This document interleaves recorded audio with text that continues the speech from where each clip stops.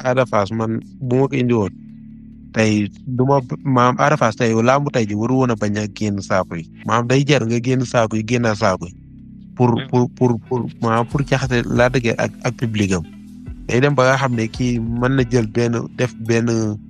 erreur si combat am nga mën ci am ndam mais tey jii Ada Fass ni mu bëree woon bëggoon a bëree ak Lac de Guiers tey jàpp ko ne day bëree moom daan ko si biir bëri loolu Lac de Guiers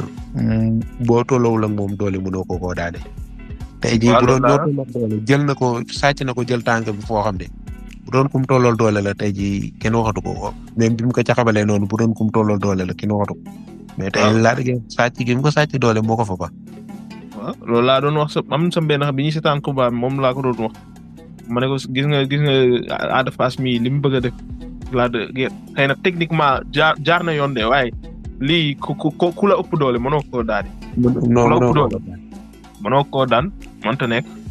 daal problème quoi. mais Ada Fass dafa def erreur moom bi mu caxabalee Lac de Guiers moom dafa yàgg si caxabal bi quoi ndaxte tey jii yow caxabal nga gis nga ne kii diis na. da nga war a wàccuwaat caxabal bi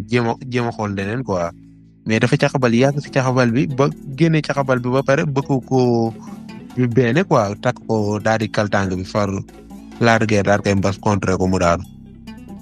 moom kay loolu daan boobu kay leer na naañ jarul woon sax dem baat moom kay leer na naañ. non leer na moom ndax Lac de Guiers moom daa am lecture du combat moom daf ko am moom moom booy xool moom përeem loolu la quoi moom day liir di xool say faay moom après ci la lay corriger.